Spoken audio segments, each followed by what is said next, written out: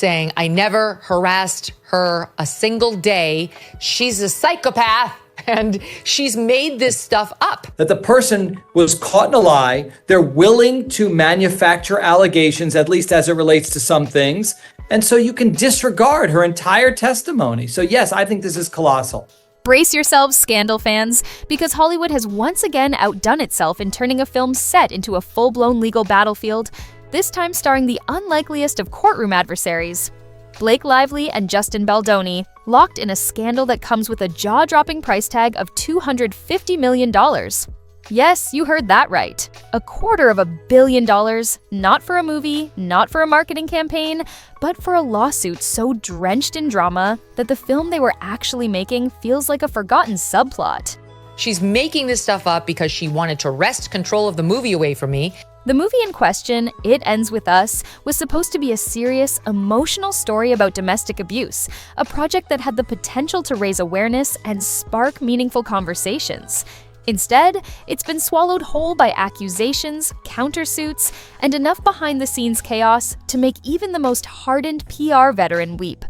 At the center of this storm is Lively, America's former sweetheart, who's now claiming she was harassed and humiliated during filming.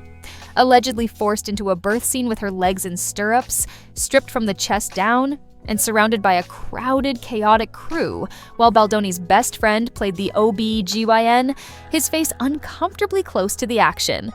Claimed that Baldoni insisted that women do give birth naked. I mean, do they? Other than like a water birth? Like, what woman is like, yeah, take it off, take it all off, woo! No, that's not what happens in there.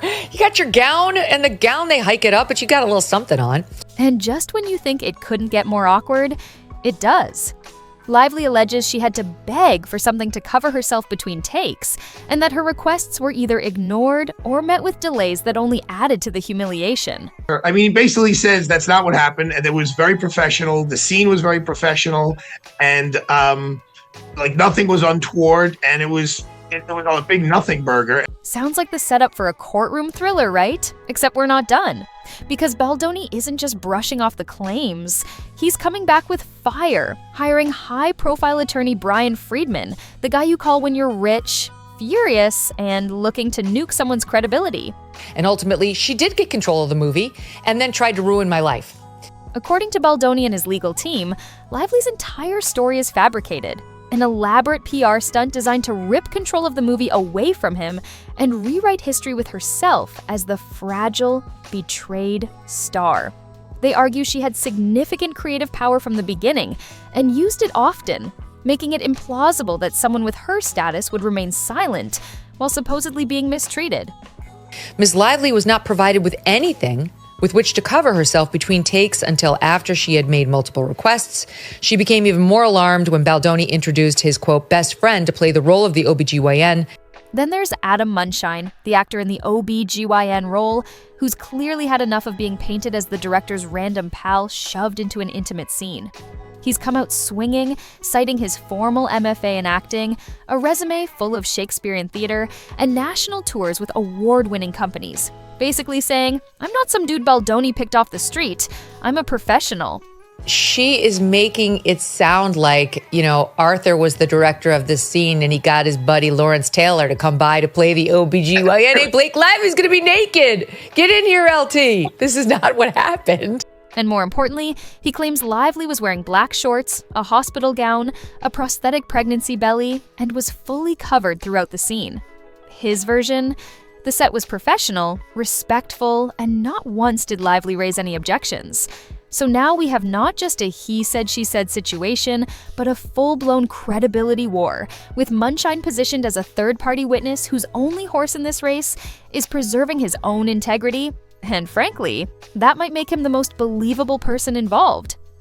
Her costume included a full hospital gown, black shorts, and torso-covering prosthetic to make her appear pregnant, in addition to whatever personal garments she chose. Add to this the fact that Baldoni is also suing the New York Times for defamation after they published an article that painted Lively as a victim in glowing terms. And it's clear this thing isn't slowing down anytime soon. Each side is lawyering up like it's the Super Bowl of defamation, and the media is lapping it up because nothing sells faster than a scandal involving the words forced nudity, power struggle, and best friend's face near genitals. And let's not ignore the sheer irony. A movie meant to raise awareness about abuse is now buried beneath a mountain of headlines accusing the filmmakers themselves of creating a toxic, abusive environment. This guy has his Bachelor's of Fine Arts in Acting from the University of Maryland. He's got an MFA, Master's of Fine Arts in Acting from UCLA. He worked for several Shakespeare companies, toured nationally with the Tony Award-winning acting company, attended the British American Dramatic Academy's Midsummer in Oxford program as a full scholarship winner. He's been on numerous shows on Netflix, on ABC, on TNT. Because if there's one thing Hollywood knows how to do, it's ruin its own message before the credits even roll. The public reaction has been predictably divided. Some fans rushed to defend Lively, insisting no woman would lie about such an experience, while others point to the increasing number of contradictions in her narrative.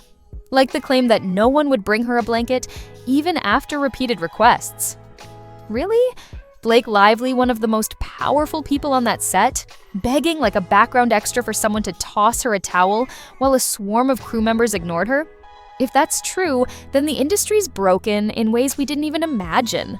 Once again, Mark, the problem is her allegations in her complaint do not seem to match up with not just what Justin's saying, but with what independent people who have no axe to grind with Blake Lively are saying. But if it's not true, if those requests never happened or were grossly exaggerated, then this lawsuit might just be a masterclass in weaponized PR. Meanwhile, back in reality, legal teams are poring over every frame of footage, every piece of behind-the-scenes content, looking for evidence that either supports or dismantles Lively's version of events. And according to some reports, those raw outtakes might show that she was fully clothed, covered, and conducting herself like any other professional on set. She doesn't seem like a very passive, soft flower. She would have spoken up and saying, I will not do this. I don't want all these people on the set. I don't want this. I don't want that. So they're going to be looking at her as well. Not exactly the picture of helplessness her legal filing paints. If those clips make it to court, it's game over for the credibility of at least part of her claim. And let's not pretend this is about justice anymore. This has evolved into a narrative battle, a war for the moral high ground that's being waged not in courtrooms, but across social media, YouTube breakdowns, and gossip columns.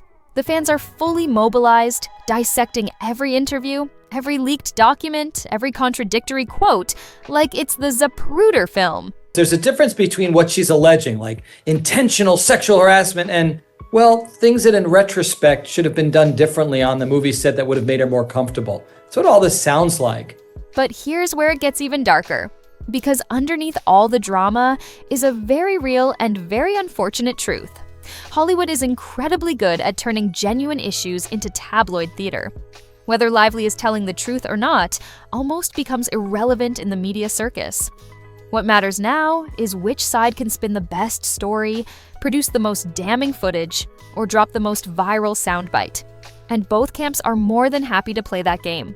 Does anyone really believe Blake Lively, who had 100 times the star power and regular power of anybody on that set, was sitting there naked going, somebody please get me a cover, multiple requests, get me a cover, and everyone just blew her off like, screw her. Baldoni wants to clear his name and destroy what he sees as a malicious, career-wrecking lie.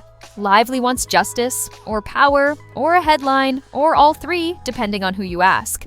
And Caught in the Middle is a film that no longer feels like a passion project, but a cautionary tale about how not to make a movie in the post-Had Me Too era.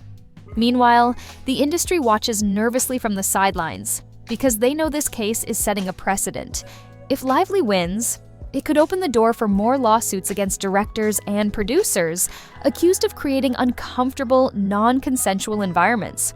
Then he further alleged that Lively never complained or expressed discomfort at any point because nothing unusual or improper occurred. It was extremely professional. Even if those environments never actually crossed legal lines.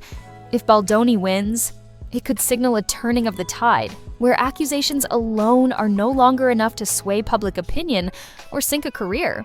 Either way, someone's going down. And what of Munshine, the Shakespearean-trained actor caught in the middle? He might be the unsung hero of this whole mess. He called Lively's insinuations about his acting qualifications offensive, as his bona fides are easily searchable online. The one person trying to cling to professionalism, while the stars around him torch the production with flamethrowers. He's been vocal, detailed, and remarkably calm, considering he's been accused of being a prop in someone else's humiliation. If he ends up on the witness stand, it might be the only testimony the jury doesn't roll their eyes at. And let's be honest, the real tragedy here isn't the lawsuits or the reputations at stake. It's that no one's talking about the film anymore. What should have been a serious, sensitive adaptation of a novel about surviving abuse has turned into a joke, a meme, a trending hashtag. And that's the ultimate Hollywood twist. A project meant to spotlight trauma is now completely defined by the trauma it created or fabricated along the way. In particular, I will note that Ms. Lively was not, quote, nearly nude in the scene we shot together. The lawsuits will drag on, the lawyers will get rich, and eventually, someone will write a tell-all memoir that ends up on a streaming platform with a title like Lights, Camera, Lawsuit. But for now, we're left watching a slow-motion train wreck unfold in real time, wondering how a story about abuse turned into an actual battlefield of egos, half-truths, and finger-pointing. So what's next? Will Lively make a grand TV appearance, shedding a single tear as she details her suffering to a soft-spoken interviewer? Will Baldoni release a grainy video of the scene in question with a timestamp and director's notes? Will Munshine get cast as Hamlet just to prove a point? The possibilities are endless. But one thing's for sure, Hollywood will continue to act stunned by scandals it created, feed off the controversy like it's champagne at an after-party, and wait for the next drama to explode. Because that's not just the business, it's the brand. And we keep watching,